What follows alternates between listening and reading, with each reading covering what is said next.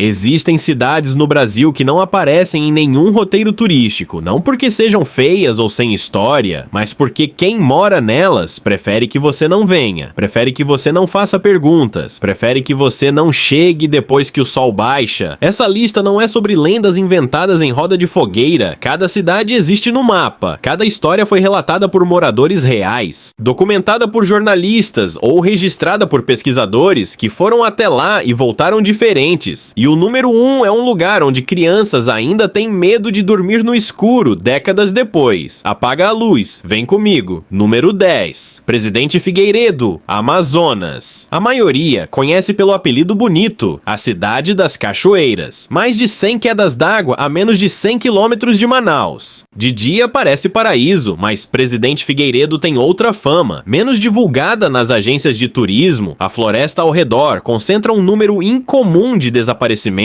Turistas, pesquisadores, aventureiros, alguns encontrados dias depois, desorientados, sem conseguir explicar o que aconteceu, outros nunca encontrados. Ribeirinhos mais antigos falam sobre luzes que se movem entre as árvores à noite, não lanternas. Bolas de claridade que pulsam e somem. Um guia que trabalha na região há mais de 15 anos disse que tem trilha que ele não faz depois das 4 da tarde. Não importa quanto o turista pague. Quando você pergunta por quê, ele sorri e muda de assunto. Número 9. Ouro Preto. Minas Gerais. Ouro Preto é patrimônio mundial da humanidade. Isso você sabe. O que ninguém conta nos folhetos turísticos é que a cidade foi construída sobre uma rede de minas abandonadas tão extensa que até hoje o solo cede em pontos inesperados, abrindo crateras no meio de ruas com 300 anos de história. Dezenas de milhares de escravizados morreram dentro dessas minas entre os séculos 17 e 18. Muitos foram soterrados por desabamentos e jamais resgatados. Estão lá até hoje, sob as ruas de paralelepípedo que os turistas fotografam admirados. Moradores antigos falam sobre sons que vêm de baixo nas noites mais frias, batidas ritmadas. Arqueólogos explicam com a expansão térmica das rochas. Os moradores ouvem, concordam com a cabeça, mas não mudam o relato. Uma funcionária do Museu da Casa dos Contos disse que tem sala lá embaixo que ela não entra sozinha, não sabe explicar, só sabe que não entra. Número 8. Palmares do Sul, Rio Grande do Sul. Cidadezinha de 11 mil habitantes espremida entre a Lagoa dos Patos e o Oceano Atlântico. Tranquila, pescadora, esquecida. Mas parte do município está literalmente afundando. O avanço do mar vem engolindo o território há décadas. Ruas que existiam há 20 anos estão debaixo d'água. Quando a maré baixa em certas épocas do ano, estruturas antigas aparecem na areia molhada, fundações de casas, fragmentos de muros, uma estrada que some debaixo das ondas e reaparece nas ressacas. Pescadores que saem de madrugada relatam sons sobre a água nessas regiões, vozes abafadas, choro. A maioria desvia o olhar quando você insiste. Um morador de 70 anos disse: o mar devolveu o que é do mar. Só que às vezes à noite, aquilo que foi devolvido ainda faz barulho. Número 7. Lençóis, Bahia. Lençóis é a porta de entrada da Chapada Diamantina. Ruas de pedra. Casarões coloridos, rios cristalinos. Parece saída de uma pintura, mas foi construída sobre um passado de sangue que seus cartões postais preferem não mencionar. Durante obras de saneamento nos anos 90, foram encontrados restos humanos em quantidade suficiente para paralisar os trabalhos por semanas. O destino oficial, vala comum. O que havia ali antes? Ninguém respondeu formalmente. Moradores falam sobre pelo menos 3 relatos independentes de figuras vistas na margem do rio em noites de lua cheia, imóveis, olhando para a água. Número 6. Marabá, Pará. Marabá foi o epicentro da guerrilha do Araguaia entre 1972 e 1974. O exército brasileiro desencadeou uma das operações de repressão mais brutais da ditadura.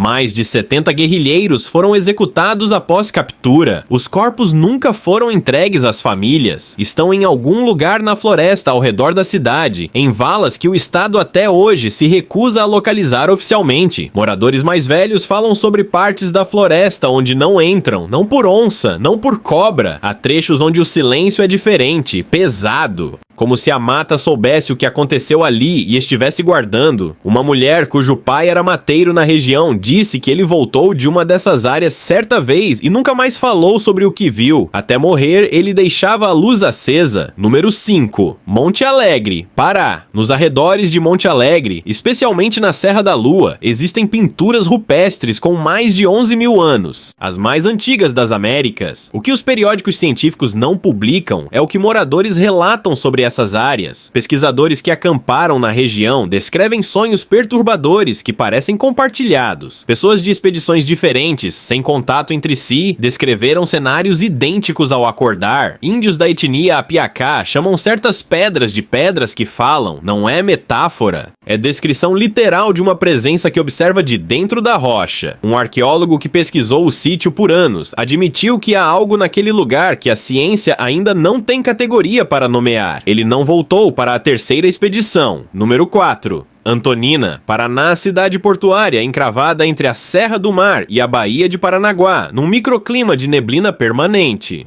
Antonina foi ponto de entrada de escravizados no sul do Brasil por décadas. Livros paroquiais da época documentam com preocupação visível práticas trazidas pelos africanos que sobreviveram à travessia. Moradores de ruas próximas ao Porto Velho relatam batidas em paredes de casas onde não há vizinhos. Uma sensação de presença que visitantes descrevem antes mesmo de saberem a história da cidade. Um morador nascido e criado ali disse: "A cidade tem memória, ela guarda tudo que passou por aqui, e às vezes devolve um pouco." Número 3. Currais Novos, Rio Grande do Norte.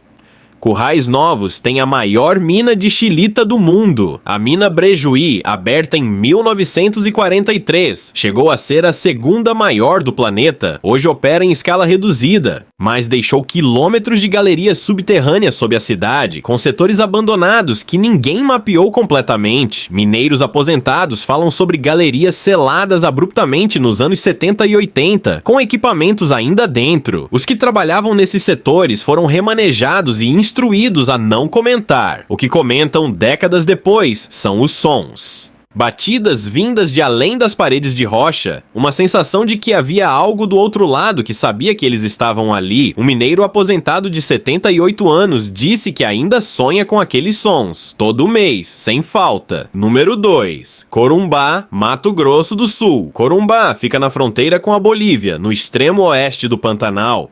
Ribeirinhos que vivem na região há gerações falam sobre figuras sobre a água, luzes que se movem contra o vento e vozes humanas vindas de áreas completamente desabitadas. O que coloca Corumbá nessa posição é o Morro do Jacadigo. Em 1983, o Sindacta registrou oficialmente contatos de radar sobre a região que não correspondiam a nenhuma aeronave cadastrada. Os registros foram parcialmente divulgados em 2010. Pilotos relatam interferências inexplicáveis em instrumentos de navegação em determinadas altitudes sobre o morro. Um piloto com mais de 20 anos voando no Pantanal disse: "Tem uma altitude sobre aquele morro que eu evito. Os instrumentos mentem ali em cima, e instrumento que mente pode matar." Número 1. Colares. Pará, em 1977, moradores de Colares, uma pequena ilha no nordeste do Pará, começaram a relatar algo que mudaria a ufologia brasileira para sempre. Luzes intensas desciam do céu durante a noite e atacavam as pessoas. Não sobrevoavam, atacavam. Feixes de luz que miravam partes específicas do corpo e causavam queimaduras reais, marcas vermelhas e paralisia temporária. Os moradores chamaram de chupa-chupa porque a luz parecia sugar a energia, deixando as vítimas fracas e com marcas circulares que levavam dias para sumir. O pânico tomou a ilha. Famílias passavam as noites em vigília, acendendo fogueiras. As casas foram fechadas com tábuas, ninguém dormia. A Força Aérea Brasileira enviou uma equipe para investigar, na chamada Operação Prato, durante meses. A equipe coletou mais de 500 fotografias, horas de depoimentos e centenas de páginas de relatórios. A operação foi encerrada abruptamente. Os relatórios foram classificados como secretos. O capitão que liderou a investigação foi encontrado morto em 1997, oficialmente por suicídio. Parte dos documentos foi desclassificada em 2004. Pesquisadores afirmam que a maioria permanece inacessível. Os moradores mais velhos de Colares ainda se recusam a dormir com as luzes apagadas. A ilha é bonita, o rio é calmo, as pessoas são acolhedoras, mas quando o sol se põe e o céu escurece sobre Colares, ninguém olha para cima. É regra, é instinto, é memória de algo que veio de lá e deixou marcas que o tempo não apagou. Você moraria num lugar onde o céu já atacou as pessoas? Curte esse vídeo se ficou arrepiado, se inscreve para mais histórias que o Brasil esconde e compartilha com aquele amigo que jura que não tem medo de nada. Depois de Colares, ele vai pensar 2 vezes antes de apagar a luz.